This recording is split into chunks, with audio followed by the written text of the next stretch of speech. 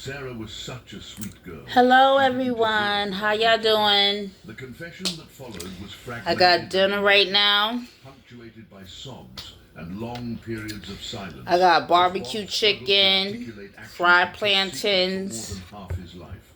But gradually, croissants, piece by piece, the truth about and February 14th, salad, spinach leaf salad with tomatoes and goat cheese. The garlic herb. I think it's garlic herb, right? Yeah, the garlic herb, goat cheese. And some tropical punch Kool-Aid. Shattered Millbrook's carefully maintained equilibrium like a stone thrown through stained glass. Sheriff Hayes had coordinated with the prosecutor's office to ensure that formal charges would be filed immediately after Bob's confession, but nothing could have prepared the community for the psychological earthquake that followed the revelation that Sarah Chen's killer had been living among them for 16 years, offering comfort to her grieving mother and participating in search parties for a young woman he'd already murdered.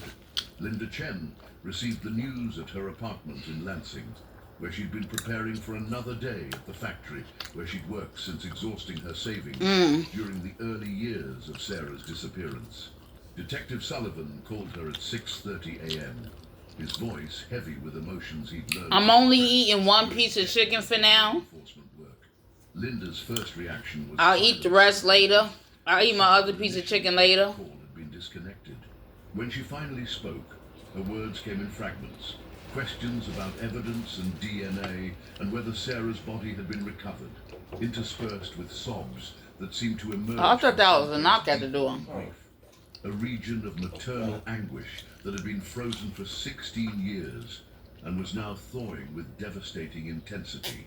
Bob's confession had provided crucial details about Sarah's final moments, but his psychological breakdown made it impossible to determine which elements represented accurate memory and which were products of guilt-induced fantasy. Yeah, it does. That he'd followed Sarah from his aunt's house on the pretext of helping her navigate the blizzard, that he'd used Mrs. Vance's spare key to enter Sarah's rental house. Don't the chicken taste better when you brown it first on top of the stove, then put it in the oven? The physical struggle that followed had ended when Sarah struck her head against the kitchen counter, an injury that Bob I'm dropping stuff. was accidental, but which proved fatal within minutes.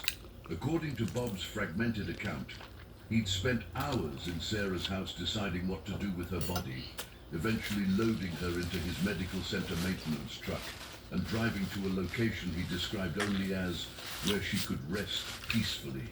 Now, his efforts to stage the scene had included locking all doors from inside before exiting through a basement window, then carefully obscuring his own tracks in the snow while preserving Sarah's footprints to create the impression that she'd vanished impossibly. The deception had required intimate knowledge of crime scene investigation. Oh, I'm not really feeling too well today.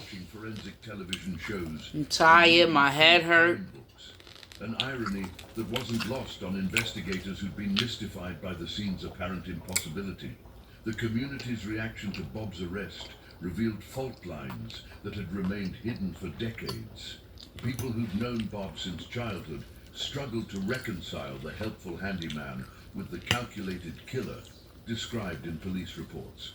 Mrs. Patterson, whose late husband Earl had always distrusted Bob, told anyone who would listen that she'd sensed something wrong about him for years. But others, particularly elderly residents who'd relied on Bob's assistance with home repairs and maintenance, felt betrayed by their own judgment and questioned whether they'd ever really known anyone in their This goat cheese, ooh, excuse me, sorry y'all. This goat cheese tastes good in a salad. Are you eating any salad right now? No, I have that when I have my sandwich. On television. Derek's reaction combined relief, vindication, and a profound sadness that had nothing to do with Bob's guilt. For 16 years, and this is the garlic herb, goat cheese. Responsible for Sarah's disappearance, despite his consistent denials and cooperation with investigators. Bob's arrest finally cleared Derek's name, but it couldn't restore the years he'd lost to accusation and doubt or the relationships that had been damaged by persistent whispers about his possible involvement. The investigation into Sarah's final resting place became Sullivan's most urgent priority, but Bob's mental state made it difficult to extract reliable information about the location where he'd disposed of her body. His confession contained references to peaceful water and where the old oak watches over everything, descriptions that could apply to dozens of locations within the rural county.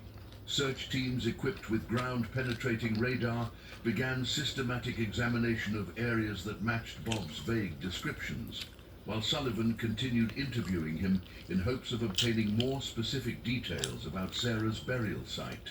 The case that had defined Sullivan's career was finally approaching resolution, but the detective found little satisfaction in solving a mystery that had cost so many people so much over the course of 16 years. Sarah Chen was still missing. Her family was still shattered by grief, and a community was still struggling to understand how evil could hide so effectively behind a facade of helpfulness and reliability. Bob Vance's arrest marked the end of the investigation, but it was only the beginning of a healing process that might take another 16 years to complete, if it could be completed at all. I'm loving it. Well, I'll talk to y'all later. I'm gonna finish eating. Have a good day, y'all. Like, look how